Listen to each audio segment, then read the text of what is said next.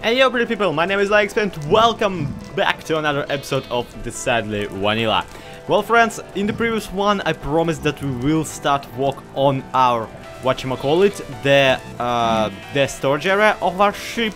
And ladies and gents, yeah, I didn't lie to you, it's about time. So I'm gonna get this one in a short time lapse for you in just a second, but before I do that, check this out. Silk touch tools, baby! Friggin' love them!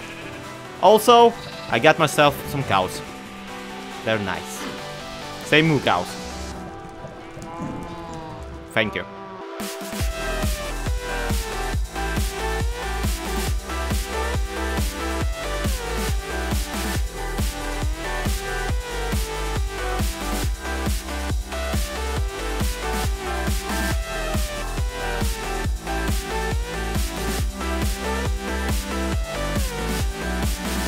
Yeah. After the last episode and all the comments saying talking about time lapses to me, yep, I decided to kind of try and to mess it up. Usually I would just put it in the beginning of the episode, but together with you guys, we came to the conclusion that that really doesn't work for me, because that kind of devalues the time lapse and makes it a tiny bit more of a boring episode somehow. Anyway, one way or another, welcome to the new storage area of the ship.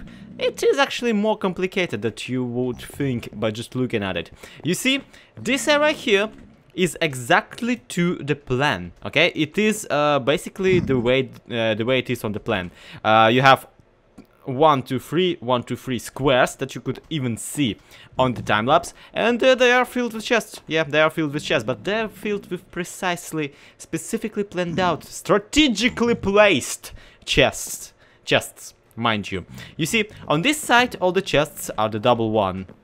On this side, they are single ones. Why would that be, I hear you asking? And I'm pretty sure you kinda don't actually ask it, because you already know. Because on this side, there's gonna be the personal rooms of the staff, of the officers of my little fleet.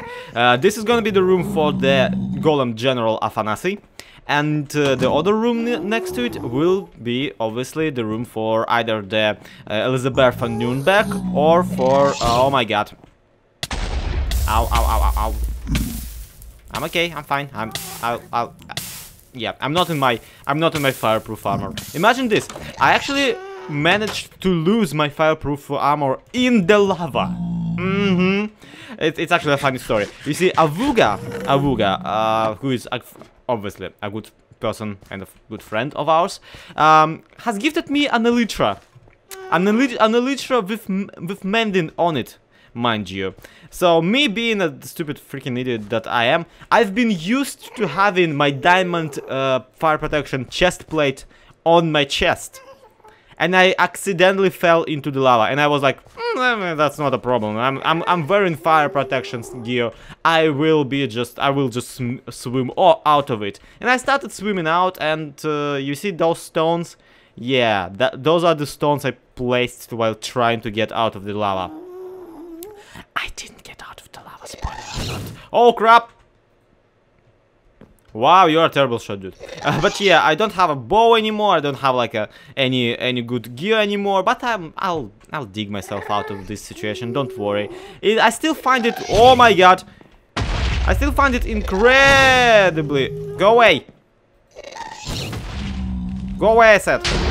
But yeah, I still find it incredibly funny how Minecraft is this one game that can actively prevent you from doing a let's play of it. Like it's doing right now.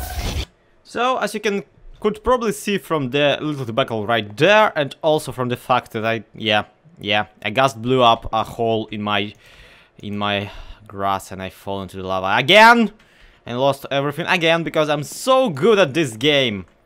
I keep telling myself, like, I used to be actually good at this game. I used to actually be cautious and rather good at surviving. Heck, people have just been commenting on my Minecraft hardcore episodes that, Zlo, you're surprisingly good at survival in this. And here I am, in regular survival, just freaking dying over and over. But yeah, that's off the point. The thing I was talking about is that this little gust menace of ours really has to be dealt with.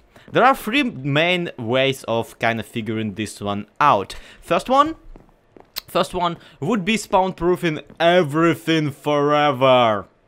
Either sectioning off all of the sides of the mountains, or covering every single flat surface with the grid of 5 by 5. With like slabs or something, just to prevent ghasts from spawning around me. I thought to myself that me just covering my flat area will solve this issue. It obviously did not. In fact, ghasts are now more of a menace to me than ever, because they keep spawning on a distance from me, where I can't even shoot them with a bow properly all the time. Like, I cannot guarantee that time after time I will be able to shoot them with a bow. So that's option number one. Option number two is to get myself a real powerful bow, so I can just take them out instantly. And that is obviously not an option at the moment, just because, well, look at this. It is pretty obvious that even if I get a bow that works really well, I will not get infinite amount of arrows, unless, of course, I do infinity enchant. Which, yeah, I still owe myself another session of going to the pigment farm. No, there are the third option, which I think is the one I will end up going for, and that is to just exclude contact with the ghasts. And that is something I really actually have to do, seeing how I really want this ship right here, this little platform that I'm walking on back and forth, to become eventually my main miniature but still base. And that's gonna happen, and we can actually do that. And to do that, all we really need to do is to basically cover it up. Yeah, just cover it up with some kind, with sorts of, create a box around it, or at the very least around the lowest floor on which I am at the moment, and basically get this thing kinda, yeah, secure from ghasts. That's literally it. On the inside, you can already see it is half slabs. It's pigment. Even pigment that will spawn will not be too much of a nuisance, and all of the full blocks of it will eventually be walls. That's my intent, actually. Like, that's why I even left some full blocks. They're either gonna be like farmland or walls.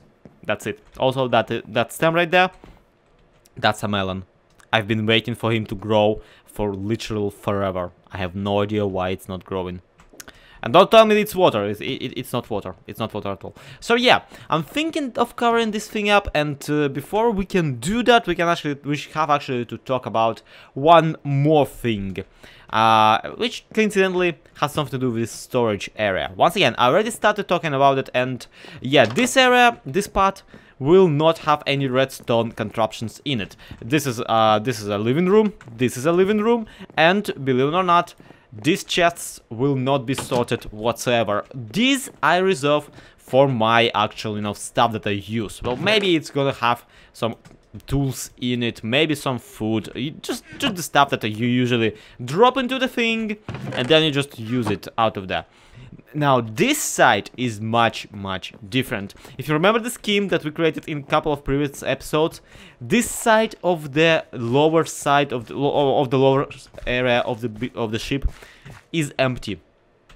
It did not have any actual purpose. It was in fact reserved for some sort of machinery, and that sort of machinery, originally, I planned for it to be this thing. The filters, the hopper filters, connecting to each and every single chest in the area and making them tick, making them be sorted. But after much consideration, I measured it up, and I figured out that's 1, 2, 3, 4, 5. Yeah, that's exactly the amount of area that we need for one single whatchamacallit. Whatchamacall you? You're an item filter, one single item filter, and that's a tiny bit too much. So instead, I came to the conclusion that maybe we could do this a little bit trixier. What I intend to do is to put the item filters on top of the chest room, because if you remember the scheme, there was nothing on top of the chest room. There was no actual purpose to the area on top of the chest room, and now I think I found it. So, we will be sorting every single row of the chests, and this side of the chests will be essentially my bulk storage for everything that is bulky.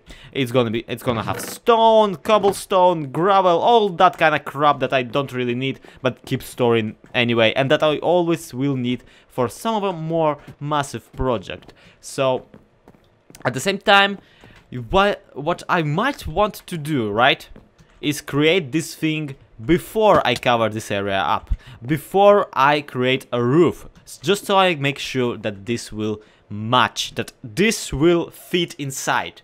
But at the same time, I ain't got time for it. I mean, I only have 38 iron at the moment. I had the rest of it because I was actually going to go craft hoppers when I fell into the lava. So, yay! Life's pain. I mean, I will grab some more iron from the iron farm of the server nobody's LP has provided us with, but for now let's concentrate on the task at hand. Let's section off not just this room, but let's actually plan out the entirety of the inner side of the ship. Basically creating a box of 1, 2, 3, 4, 5, however many blocks we need upwards, however many blocks we need sideways, however many blocks we need like in the other way. After which we will be able to dance around it. So yeah, that sounds like a plan. I mean, it does to me.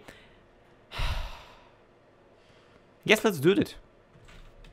Now that's more like it. I've built 4 sixtieth of a box. Because, you know, like a box has like 6 sides to it. I built 1, 2, 3, 4 of them. I'm ever so proud of myself. Now, in reality, this actually is a very good and important step in the development of, you know, the ship. Because, like, basically, if you haven't noticed, for the last, like, from the very beginning of the series, all I've been doing was setting up the base walk, the kind of, you know, not even a plan, but just the amount, measuring out the amount of work that I will have to do on my projects, kind of trying to pace myself properly, trying to pace myself out. And this is actually where I kind of run into a very difficult zone, because this is the nose of the ship, and since I'm not really working on the outside of it as of yet, I cannot decide on what shape it will be, because we don't really know how to make the ship pretty yet. Because we're not working on pretty at the moment, we're working on the insides for now. Because before we can decide, what our ship should look like, we have to make sure that everything actually fits inside of it. So that's why I've been kind of, you know, neglecting to figure out the outsides of this thing, because logistics first, functionality first, then looks. But yeah, one thing I can already tell you about the looks is it ain't gonna be out of dark oak planks. Either I'm gonna swap the planks for something more royal and more grand, or, which is more probable, because, you know, breaking things in this game is more frustrating than it is to place new things, I will probably just make another shell for it. But that's when we kind of run into a very comical situation where we will have a wall on the inside, a decorative wall on the inside that we will see once we're inside of the ship, a decorative wall on the outside as the outer shelf of our ship, and then between them we'll have this dark oak planks. For no friggin' reason outside of this is the one material that I decided to use for the actual line walk, for the zoning out of the ship. Am I regretting by this point doing this entire thing in the nether? Probably not. Why? Because I know that at the very last moment, when this whole thing will be said and done, we will look back at the, oh my god.